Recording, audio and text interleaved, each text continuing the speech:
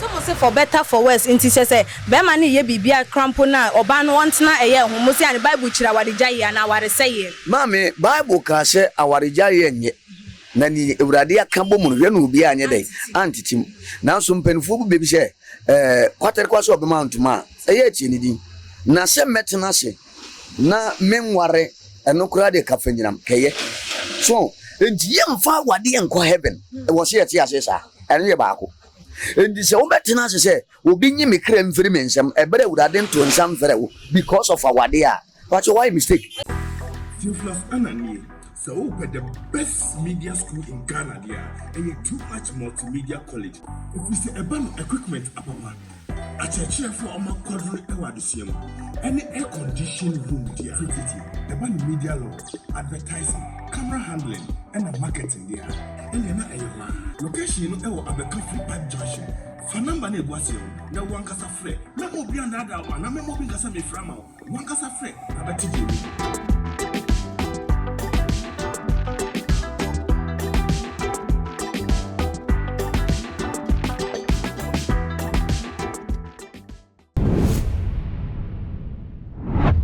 Tonko enkoma wa wo hwe mesabre na nyame enhwa mo so sedane da munya ebre eji edwa etie ensem a yede ebebesom mo ewo tuma GH afidie kasie yi eso na abusiafo munim se yede eba na chese eye ensem dodo na na yede eba ababa besom mo ne de amene wo ekase ede wo kunu etimi ahwe nyame anim ene bonsam atiko an achese wo hwie eye petrol de egu ono ankasa na yiri achese wonu ati sika esi mu pampampan kwa abusuafie kokkoje na ware eye ne se ne yire a wone na atie no hwie gu ne so anya nse nsuro nyame amfere nyame asa de Manchester kan wa Manchester abaye ya hyehye eba wo mo rahye no ede ne kokopie mu ewa ayaresa bia na chese fofie anto eye ata ye nua ba no ato nananom ewo eye ense edo na ne yonko a wo kan eye anase wonim abaye yi ede mu entwemu aba besom ye na abusuafo mame ntwa mo ho embra ne ba de ka ho no me de aba be mamo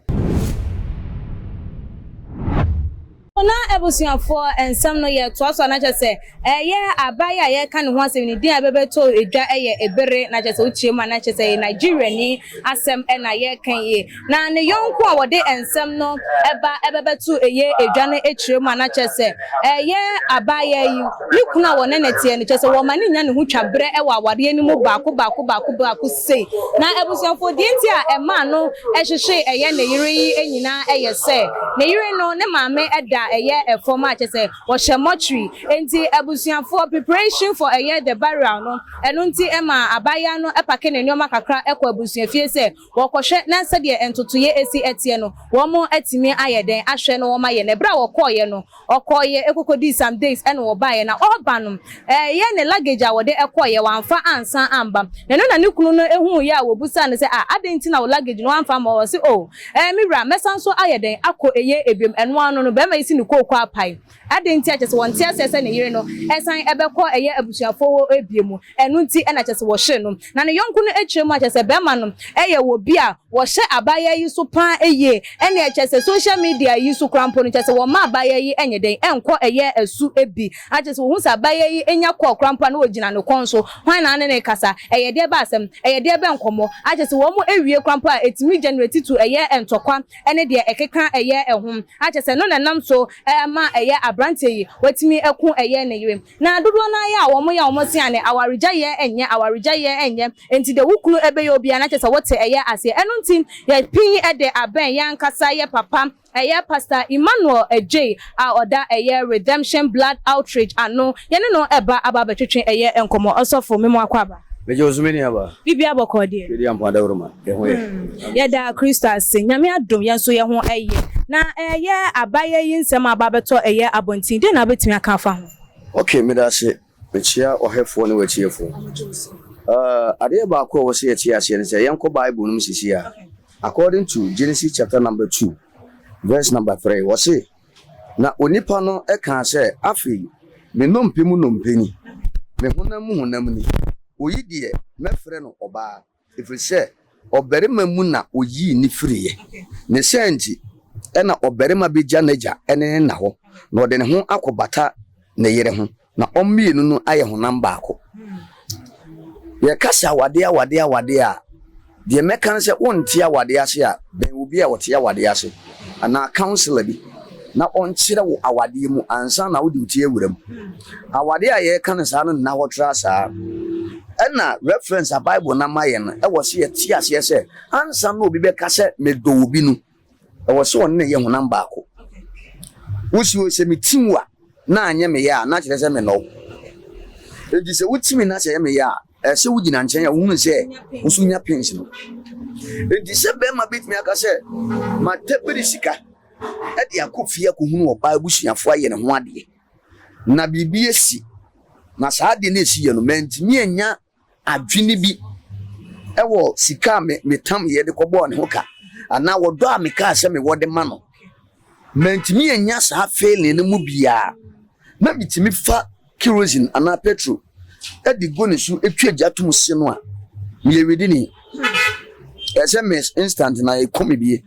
we nyina won ga se nyame hu mobro ndi ese onya adwensa kira won da bi ese wo disi ye twe waso bi pains na wo do oba na fam se mo ye ho namba akodi a ene ese okodi shemten ese sa ne ma ne bam enti sa wo beti se so oba bi atwa ba ma bi dade wakunu wo ba ma bi ekum oba bi enti sa se ne ma no ebe koso akoso some say for better for worse enti say be ma ne ye bibia crampo na oba no wontena eye ho mo se an Bible kira wadeja ye na ware say ye mame Bible ka se awareja ye nye na ni ewrade aka bomu no hwe no obi anye dai antitim na so mpanifo bu bebi se kwatere kwaso obi ma ntuma eye achi ni din na se metena se na menware enokura de kafanyinam keye so enti ye mfa wade enko heaven e wo se yeti ase sa ene ye baako enti se wo betena se obi nyi mekra mfiri mensem ebere ewrade nto nsam fere wo because of awade a but why mistake yeah why mistake enti woti aware ase na be ma e twese kan wo bo won trene no won kono be wo se oba no ntu hofo I was reporting no true I was mo abusuafo ti ase around people atwa ho ahia no e wo se ne ebesi bia no ope wo bi oben wo na abo na mane ho enti sa na so betena sisa wade ne wurade se yaka bomu ntiwe na obi anti mwampacho mistake na utie eye abaye ye ne yonko no nsem odi tudwa se be ma no the jealous type of person all the time onya wo ba no nko a enti na wo ba ni nya call crampo na na hwa na afro onya chese social media so say WhatsApp or Facebook or just wo ma abaye enko eye ewo no mu bia all because of say osuro anase wo hu ne se bia abaye be kwakwa konya wo bi ewo ho no be ma oye enhyeso anase be ma wo ye eye insecure ewa eye awarem dey na ma ememetimi eye dance asuban no edi. I remember say yewo Jesus no ya na ye chole tewi na de bibia to ase I friend say expression say a jealous man is a man who loves his wife but ade ba ko a man e koso nyina no be ma wo ye jealous ewo yere ho eye but not to the extent say wo be sen so a wo man nko even ni nanfofo mkura man nko ni fun ko ba o pese wo hu onipa wa fere no entweyi esa wo kura no o proto more bad ideas e wo oba na dwene enti any little chance bi oba na bi nya bia no obetumi ayi bibi enti nyenhye so a wo de be hye no e na so obekwa abonte a wonka so wonko so on say the city enti e ya akrokro ene kasa kire ene ye kasa kire ye ho enti se yemi ne tie ho ase ye nyi echi so what ma say ti se wo ka say me doninti ne ese me hye ne so to the sense me man nye bibia why mistake enti ene ayi bia beba mu bia no utimi ediewu okay because of a jealousy na ese omu no ebe ye hatred ewo mu na daddy ye denti na ya emma binum anase mema binum kwampo no wo mo twe eye empra wontimi hunu se nipa sumasi na ayinie ne temperament ni enioma bi a wotimi control no bi a wontimi control denti na ya ye hunu ewo relationship mu na ye ntimi ntwe ye hu mfiri hu na emom ye de ye hu kokosha ware man sa na sa suban ni nyina adan edi on se ne no first no embre bi atwam no ye na che ye tena ase na wotu ye fo se omo no ono no kra no de ne ho ye mfato se ansa no no obe ware ni kunu no ye kwa abusuanum ko hwe abusuanum se yare bi o ana awo bi o ana oba ni suba ti se enti ansa ne ye de oba ne bebere wo be ma no wabusua abɔ wura busua no ɔno na busua akɔ hwem anaso oba na kra no maame steady no to the stand bi ansa na yɛde na yɛde na berew but ende no yɛde ne yɛfrɛ bibi last ɛno ne yɛde wura wade mu ne enti na ama wade agigya no me hu no oto yɛ mefɛ wanantu yɛ mefɛ wanim dua yɛ mefɛ man cheki suban man cheki wotibia man cheki onamfofo hon se de hihye de me hu ya ɛwɔ ho a yɛ mefɛ ayɛ oto wanim wanantu ɛno na medi achi na me ncheke no me ncheke so say the nti ya ne mpanimfo say odo taifra enipa ni but enye wodo obi wa ye last akono so say the shit ɛno odi hunu ye ɛno odi mirika de pepere ho kɔ ware oba no nti obe ware oba no be wi na fe na oba no ebe da ne suba bi ayede adi na nka be kwa wade mu a ye bi se oba na hye kakra na wanya more investigation about oba no na timi aboa sa because ye wo ma bebra wo de sie wo do musuba ni sie ye wo mema bebra wo do musuba ni sie obekeka nanim so odo but ube wi na ube hu ne suba bi a ewa chire no na oba wo pese wunyai but wo hwe eka be ma na bo wo ho no na akobo abusuafo amane abusuafo se tenem enye den ya nyame be de nyame be ye eno kanku na me be bisa o te oba bi wo ho no ma wo fa eye atiti mu eye o mu wa ware ase be ma bi wo ho no ma wo kwa atiti mu wa ware ase nenso so ma me se papa se eye abusuam mu de ye nya ya ware o ye abusuam mu de je sa ware gya ye de eni ngwasie we wo de bebre abusuam we de bi ye ntena se ntie na tena se na de ye de num so fa twen eye wo pem owofo a wo ba kwa atiti mu na se wutimi ejina kase ane ye abusuam ye nya ware because uja ware a wo de ngwasie ba be kana che se enam so na akwala no de hwere ne nkwa na se enam so na che se akwada no etimi efa eye ohaw bi emu asobo na ye betimi de abo eye awofo na na se ababa wani timi kwa busua no no kɔbɔ ne maame no mama ne yɛ se na me kɔ me fam wɔ busua no na wale ne mu a ɛwɔ sɛ maame fo no ɔmo so regina because mo na yɛ mo ba se be ne yɛ ka ho asɛm akɔda ababa na awunu so awu se si ano ho na ahwere ne de hye se be ma ne nam hɔ obetimi aware ɔba foforo ne boa but mo ahwere ade enti se mo baba ebe report ni kunuma mo a one ɛwɔ sɛ mo ne ɔbɛma ne kasa na fe mo ma obi yɛ investigation ni anaso oba na nkasa no bibi ebe kosu bia no on record omomfa be ma ne police station maka wo platforms no mesan aka bi on ko sign bond da wode ne nsa be ko oba no bia ne yenche no ese embra ba wadi ente sa di sa no enipa bibrewu ema bibrewu mema bibre nso awu adenti na ese ko ne sa bi ko ma choose nse me do aden na ese me kun aden se me du bone so say the citizen and na yen santi ase say awade bi aya na ifiri nyame ne ya na spiritual side ne tejiri okay yem ho ma ya ne kan obi watwi manu esi bon say bi aya se spiritual bi aya se spiritual but enema bi wo a eya yen ti ase ade na maware wo ba me se me do no na within a month entokwa so de esim na metimi atwe dade na makunu ade nti na ese bansa eye ebi wa na ye spiritual side ebi abusuan mu kra ye nware enti mra wokɔ ware ye ne mpaibɔ ante akire ebi american wo ye nyamesom ne wokɔ asɔre bɔ mpai but be ma na akɔ ware ne bi onkɔ asɔre so say this enti no wo spiritual side no e ba be fight be ma no na pressure be ma no na e de be ma na man bad ideas na ade bi abe bi enye ntokwa no bo se na started Nadi for ye de enkomo no eba eye na we ye bre no ekọ efuto ben na de be ma eye awarefo wo mo te aware ase achese nioma enko eye yie na wo mo entimi enhye wo mo bufo so enam so na akwakọ wie eye awudie ne enioma bone na ebiem so do telephone number atu edwa ede amaye me pese obi anti ase obi a wo hwe yen anti ase se aware enye ntokwa ena awade enye agufu awade ye wodo ne nti ase se wo choose obi se wodo no a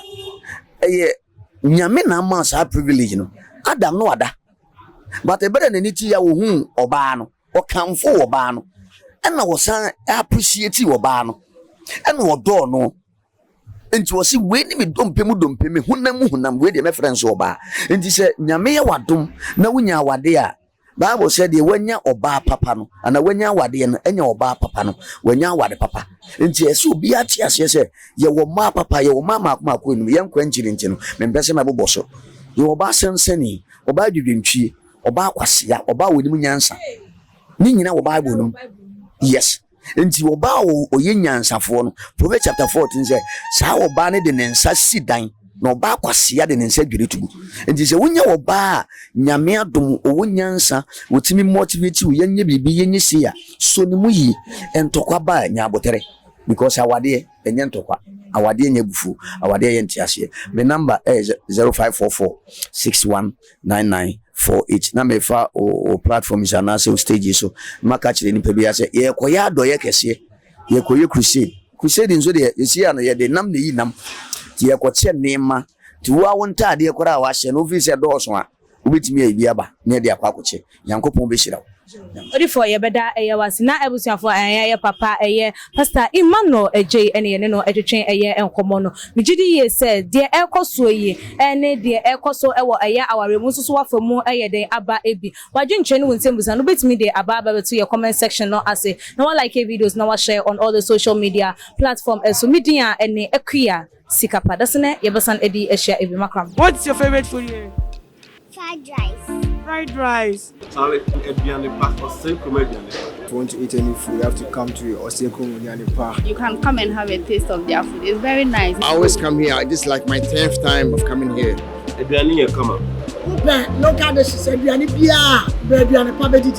Wow, Shanamna. Wele, your my dear BB and MBA. I had a 7 up here, BD, a cup viral. I would order Johnny. You are bringing it right there at your doorstep. And here, Johnny pay fee. Mumina Johnny Park. Now, Hannah Johnny Papa walk. You were easily gone. Boundary Road. Opposite the self-filling station.